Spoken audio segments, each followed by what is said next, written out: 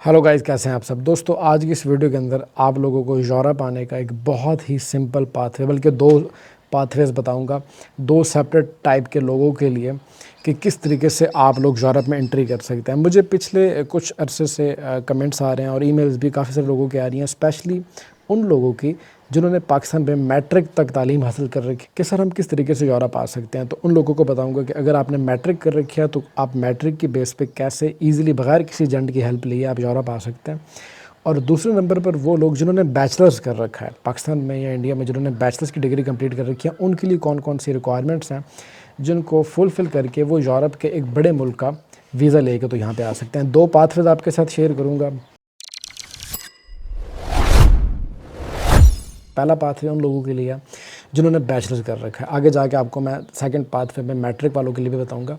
अब बैचलर वालों के लिए बताता चलूँ कि अगर आपने बैचलर्स की डिग्री कंप्लीट कर रखी है पाकिस्तान में, इंडिया में, और आपको वो जो बैचलर है वो 4 साल का आपका प्रोग्राम था, अगर आपने 4 साल बैचलर कंप्लीट कर रखा है तो आपने ये चेक करना है जर्मन वेबसाइट पे जाके। आपको जो वेबसाइट का लिंक शो हो रहा होगा वीडियो की स्क्रीन पे भी और डिस्क्रिप्शन पे भी आपको मिल जाएगा। आपने जाके चेक करना है कि क्या आपने जिस इंस्टीट्यूट या कॉलेज या यूनिवर्सिटी से अपनी ये डिग्री कंप्लीट की है, क्या इस इंस्टीट्यूट को जर्मन अथॉरिटीज़ रिकॉर्गनाइज़ करती हैं, क्या वो उसको एक्सेप्ट करती हैं आपके इस बैचलर्स की डिग्री को या नहीं करती। अगर वो आपकी इस बैचलर्स की डिग्री को एक्सेप्ट करती हैं और इसको वो एवेल्यूएट कर लेते हैं, आपको जर्मन डिग्री के अंदर आपको बता देते हैं कि आपकी इस डिग्री की जर्मनी में क्या वैल्यू है, तो फिर तो आप एलिजिबल हैं इस प्रोग्राम के लिए। फिर आपको कहीं इधर उधर जाने की ज़रूरत नहीं है, फिर आप इजीली इस प्रोग्राम के लिए क्वालिफाई कर लेते हैं। बाकी की क्या रिक्वायरमेंट्स हैं वो भी आपको बता दूंगा मैं, लेकिन आपने सबसे पहले ये चेक करना है कि आपकी जो डिग्री है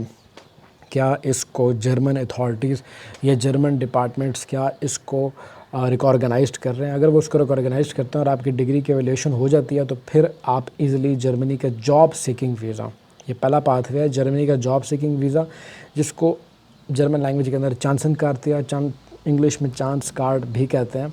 तो आप इस वीज़ा के लिए अप्लाई कर सकते हैं जर्मनी में। ये उन लोगों के लिए है जिन्होंने बैचलर्स तक की डिग्री कंप्लीट कर रखी है और बैचलर उनका 4 साल होना चाहिए।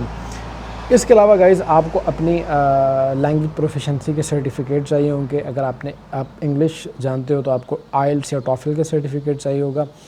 और अगर आप कोशिश करके जर्मन B1 लैंग्वेज तक कर सकते हो तो फिर तो आपके चांसेस और बढ़ जाएंगे। फिर तो आपको बहुत जल्दी वीज़ा मिल जाएगा जर्मनी के जॉब सीकिंग वीज़ा के बेस पे या चांसन कार्ड के बेस पे। लेकिन अगर आपने B1 तक नहीं लैंग्वेज हासिल की हुई तो फिर आपने देखना होगा कि आप, क्योंकि ये पॉइंट बेस्ड सिस्टम है एक्चुअल में, तो फिर आपने बाकी के जो पॉइंट्स हैं उनको चेक करना होगा कि आप इस जॉब सीकिंग वीज़ा के लिए क्वालिफाई किस तरीके से कर सकते हैं। लेकिन एट द एंड पे आपको बताता चलूँ कि अगर आपको यहाँ पे इसकी दो ही मेन रिक्वायरमेंट्स हैं। पहली तो ये कि आपकी जो डिग्री है वो 4 साल होनी चाहिए और आपकी डिग्री जर्मनी के अंदर एक ऑर्गेनाइज्ड हो।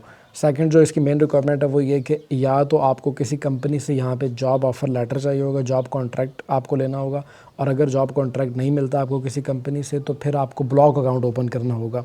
और ब्लॉक अकाउंट के अंदर आज की डेट के अंदर 30 जून 2026 में अगर आप इसको अप्लाई करते हैं तो फिर आपको ब्लॉक अकाउंट में 13,000 यूरोज़ तक की अमाउंट को मैनेज करके दिखाना होगा, यानी कि 13,000 यूरो तक का ब्लॉक अकाउंट आपको मैनेज करना होगा समहाउ। या फिर अगर ये आप कर लो या फिर आपको किसी कंपनी की तरफ से ऑफ़र लेटर मिल जाए, यानी कि कोई कंपनी आपको ऑफ़र कर दे कि भाई आप उनके पास आके पार्ट टाइम पे जॉब कर सकते हैं, फुल टाइम पे नहीं, पार्ट टाइम पे, यानी कि हफ़्ते में सिर्फ 20 घंटे भी अगर आपको कोई कंपनी बना के दे देती है कि आप हफ़्ते में 20 घंटे यहाँ पे आके काम करोगे मेरे साथ, तो आप जर्मनी का जॉब सीकिंग, जर्मनी का चांसन कार्ड आप अप्लाई कर सकते हैं। ये पाथवे आपको आगे वर्क परमिट तक, PR तक, सिटीज़नशिप तक लेके जाएगा। ये बिल्कुल लीगल पाथवे, आपको किसी एजेंट के पास जाने की ज़रूरत नहीं है। अगर आप यही काम किसी एजेंट से करवाते हैं पाकिस्तान में, तो आज की डेट में पाकिस्तान से जो एजेंट चार्ज कर रहे हैं वो 15 से 20 लाख रुपए चार्ज कर रहे हैं। और उसके बाद भी आपको वो कहते हैं कि भाई वर्क कॉन्ट्रैक्ट करनी हुआ, आप ब्लॉक अकाउंट मैनेज करें तो फिर हम आपका करवा देते हैं। तो बजाय इसके कि आप किसी एजेंट के पास जाएं और एट दी एंड पे आपको ब्लॉक अकाउंट ही बनवाना हो, तो बेहतर है कि आप ख़ुद ट्राई करें, ख़ुद कोशिश करें और आप ख़ुद अपने बिहाफ पे इस वीज़ा को अप्लाई करने की कोशिश करें। ये पहला पाथवे है। दूसरा पाथवे उन लोगों के लिए है जिन्होंने मैट्रिक या +2 कर रखी है पाकिस्तान से, इंडिया से, आप किसी कंट्री से भी बिलोंग करते हो। तो असल में ये जो लोग मेरे साथ रब्ता करते हैं कमेंट सेक्शन पे या ईमेल पे, तो हर बंदा आज की डेट में एजेंटों से और कंसल्टेंट से बचने की कोशिश करता है।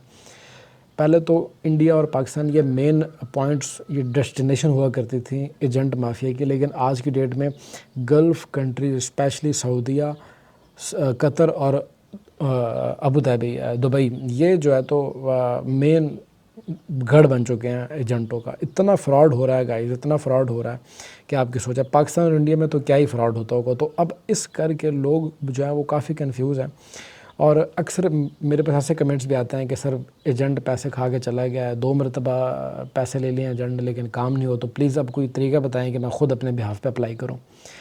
तो स्पेशली इनका टारगेट जो होते हैं वो वही लोग होते हैं जिनके पास एजुकेशन कम होती है, जिनके पास मैट्रिक बेस या +2 तक की ही एजुकेशन होती है, और वो जाके एजेंट के साथ कॉन्ट्रैक्ट साइन कर लेते हैं। नॉन रिफंडेबल कॉन्ट्रैक्ट, पैसे देने के बाद आप उनसे पैसे वापस ले भी नहीं सकते। तो एजेंट्स जो माफिया बैठा हुआ है उनका मेन पर्पस या मेन फोकस इसी टाइप के लोग होते हैं। अब जिन भाइयों ने मैट्रिक या +2 कर रखा है उनको मैं सबको एक ही चीज़ प्रेफर करूँगा भाई, कि अगर आपने जर्मनी आना है या यूरोप में आपने एंट्री करनी है तो आपको जर्मन लैंग्वेज सीखनी होगी। इतनी मुश्किल नहीं है। B1 तक अगर आप सीख लो, B1 तक अगर आप दिल लगा के डेली के 2 घंटे अगर आप देते हो, 2 घंटे डेली के 2 घंटे अगर आप देते हो जर्मन लैंग्वेज को, तो 3 महीने के बाद आप इस काबिल हो जाओगे कि आप B1 तक का जो जर्मन लैंग्वेज का जो कोर्स है आप उसको B1 तक ले जाओ और B1 तक आप उसको क्लियर कर पाओ। अगर आप B1 तक कर लेते हैं जर्मन लैंग्वेज, उसके बाद गाइस आप जर्मनी के अंदर ऑसबिल्डिंग प्रोग्राम्स के अंदर अप्लाई कर सकते हैं। ऑसबिल्डिंग ये होती है, यानी कि एक किस्म का ट्रेनिंग प्रोग्राम होता है जिसके अंदर आप आके यहाँ जर्मनी में काम करते हैं। आपको मुख्तलिफ़ वेबसाइट्स मैं वीडियो के डिस्क्रिप्शन में डाल के दे दूँगा। ये वो ऑथेंटिक वेबसाइट्स हैं जहाँ पे जाके आपने पहले तो जर्मन लैंग्वेज सीखनी है। जब आपकी जर्मन लैंग्वेज कंप्लीट हो जाए तो उसके बाद आपने इन कंपनियों में अप्लाई करना है काम के लिए, ट्रेनिंग प्रोग्राम के लिए। अगर आपको कोई कंपनी ट्रेनिंग प्रोग्राम ऑफ़र कर देती है और आपका वो कॉन्ट्रैक्ट आपके साथ साइन कर देते हैं, तो फिर आप उस कॉन्ट्रैक्ट की बेस पे जर्मनी का ऑसबिल्डिंग वीज़ा अप्लाई करके यहाँ जर्मनी में आ सकते हैं। इसको जर्मनी का सेक्शन 16A का वीज़ा भी कहते हैं। तो इस कार्ड की बेस पे या इस वीज़ा की बेस पे आप जर्मनी में आके काम कर सकते हैं। जितने टाइम का आपका कॉन्ट्रैक्ट होगा, 2 साल का, 3 साल का, आप उतने 2 साल या 3 साल यहाँ पे काम करेंगे और उसके बाद आप इसको आगे वर्क वीज़ा में भी कन्वर्ट कर सकते हैं।